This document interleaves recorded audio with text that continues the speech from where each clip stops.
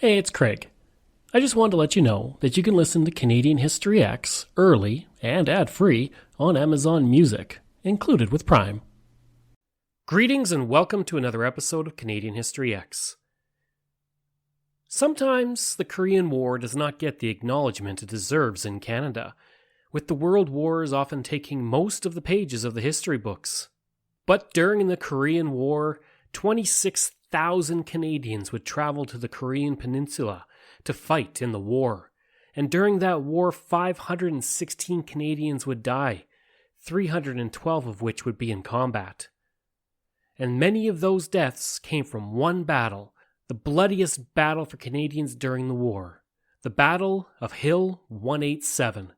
With the Commonwealth forces having taken Hill 187 at the Jamestown line, the 3rd Battalion of the Royal Canadian Regiment would be forced to hold that hill, while a huge wave of Chinese assault troops were heading towards the hill to retake it. The battle was one of the last engagements before the end of the Korean War, and most of the soldiers who fought in the battle had only arrived in Korea a few weeks previous. Today in Canada, the battle is mostly forgotten, an unfortunate fact considering its importance and the number of Canadians who died. The 3rd Battalion of the Royals landed in Korea on March 23, 1953, and within a few weeks they would get an intense taste of battle. Now most of the men were new, but some were from the 1st Battalion of the Royal Regiment who did not have enough time in Korean service to return home, along with a few volunteers who had experience but opted to stay in Korea. The battalion was led by Lieutenant Colonel K.L. Campbell, and none of the company commanders in the battalion had been with the battalion before the summer of 1952. As for the hill they would come to, it was located in the center of the 1st Commonwealth Division front. The Chinese had failed in their attack at Pork Chop Hill, and that was when they turned their attention to Hill 187. Upon their arrival, the men were deployed in 4 rifle companies spaced over 2,400 yards. For Company C, they were the most vulnerable, sitting the closest to enemy lines. A Company would be the farthest from the Chinese, and only B Company would be able to supply supporting fire towards C Company to defend them. The area is related by Captain Ross Appleton. The terrain was made up of steep-sided hills, joined by steep-sided ridges and separated by valleys varying from narrow bush-choked ravines to wide flat-bottom valleys floored with a rice paddy. Because of the width of front allocated to a battalion, usually 2,500 to 4,000 yards, the defensive position usually consisted of platoon positions on the more prominent hills loosely grouped into company positions suited to the ground pattern.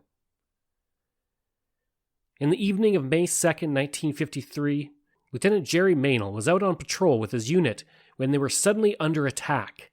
He would be killed, along with having half of his men killed or wounded. The surviving men retreated to Hill 187 and found that the Chinese were about to begin unleashing an overwhelming attack on them. Dennis Redknapp would relate the beginning of the battle in this recording from the Memory Project. Anyway, the patrol went out 16 men, and they hadn't been out there very long before they were ambushed. They went out to ambush Chinese, and in fact they were ambushed themselves by the Chinese. And their leader, was Second Lieutenant Jerry Meynell, was killed. And a second patrol went rushing out to try and help get them back in. And the officer leading that patrol was also killed. The rest of the patrol managed to get back in. In the meantime, we were firing defensive fire around the area, trying to keep the Chinese back.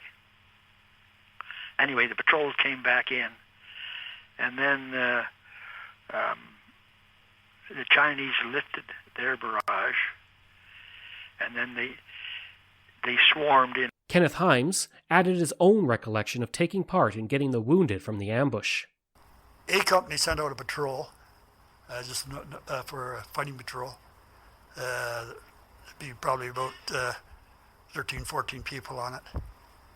And when they entered into the valley, they ran into some Chinese. The patrol ran into some Chinese, and the fight firefight started, which started the whole thing. And then all the artillery, the Chinese artillery and mortars were being dropped onto C Company. And a group of us, 10 of us from A Company, we got word that we had wounded down there from the patrol. We didn't. By the time we got together and started down with stretchers, we got about halfway, and it was time to throw the stretchers away and carry on with into the battle. The shells and bombs began to fall slowly at first, and were spaced out so that the Canadians did not know when the attack was coming. Gerard Bessonneau speaks about that barrage. We were on Hill 187. We were with the 3rd Regiment RCRs, Charlie Company. I'll never forget it, that's for sure. And the infantry part was very undermanned. We had some what they call CATCOMs, Korean augmentation troops, and to fill in some of the spaces that were empty from wounded people. They were South Korean soldiers, and there was no communication with us, and you didn't even know who they were, you know. Altogether, total, we had 90 casualties. We had, I think it was 34 of Canadians were killed that night. And there was 4 CATCOMs that were killed. I don't know how long it went on. You just lose track of all the time. And there was 3 guys back in our bunker. They were down there, and they wanted to go out and repair the telephone lines because they were cut from shrapnel. And I told them to stay there where it was safe until everything lifted. So when everything lifted, I went down there to see what was going on, and it was pretty silent then. I remember going to our bunker. I tripped over a body. You know, it was, I don't know if it was an enemy or one of the CATCOMs. I couldn't tell because you couldn't understand. I checked him. He was alive. His eyes were wide open, very scared. When I went in our bunker, as soon as I got there, I noticed an artillery shell landed right in the doorway of our bunker, and 2 of my guys were sitting on my cot right across from the doorway of the bunker. And as soon as I saw them, I don't want to be graphic about it, but I knew they were both killed instantly. And the 3rd guy that was in there was on his cot near the doorway of the bunker. And he was unconscious from the concussion. I came out, and I was over by this guy that was laying in the trench again, and I don't know what happened. I start crying like a baby. I was crying like a baby, and and Jim was still in the bunker. He was unconscious.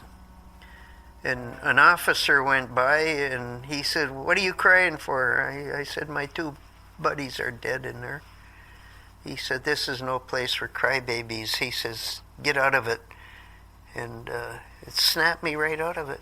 Throughout the night and into the next day, the Chinese would throw wave after wave of men at the 3rd Battalion, while also hammering them with artillery fire. Eventually, ammunition would run out, and the men would engage in hand-to-hand combat with the Chinese, while throwing grenades constantly. One Royal Canadian Regiment platoon estimated they threw 350 grenades alone. Lieutenant Ed Hollier, a platoon commander, would see his men dealing with 800 Chinese troops swarming, and he would call down an artillery bombardment on his own trenches to disperse the Chinese offensive. The decision to fire on their own position is again related by Redknapp. And they were overrunning the place. And so Ed Hollier, through communications, got back to us, and he requested that we fire on the top of his position with airburst. In the meantime, he's trying to get all his men into the bunkers. So that's what we did. We fired airburst shells so that they wouldn't hurt people who were underground, but it would cause a great deal of shell fragmentation on the surface on the Chinese who were running around. Finally, we did that twice, 2 different times. In the meantime, all the other guns in the Commonwealth Division were firing in all sorts of defensive fire around the area. And finally, the Chinese withdrew, but not before they did. And this was the heaviest casualty count of any single battle that Canadians fought in Korea. And we had 26 RCR dead, 2 gunners, 2 from my battery were dead. There were something like 25 or 27 wounded, and the Chinese had taken 7 prisoners. Girard adds to the story about the barrage on their own position. Then I start doing what I had to do again. The enemy barrage stopped. But meanwhile, we did get some communication with one of the other outposts, and we called our own artillery down upon us to get the enemy off. They were in the trenches. We threw hand grenades that they were duds. None of them were fused. We weren't allowed to fuse them without permission, and that was sad. You might as well have thrown rocks at the enemy. And some of the fellas, after they couldn't fire anymore, their guns were empty, they were swinging at the enemy, swinging their rifles like baseball bats. But when our own artillery came down upon us, our battery fired over 4,000 rounds of 25-pounders. And that chased the enemy off our hill, our own artillery. For his actions, Hollier would be awarded the Military Cross. According to one soldier, there were 3 waves of attacks by the Chinese.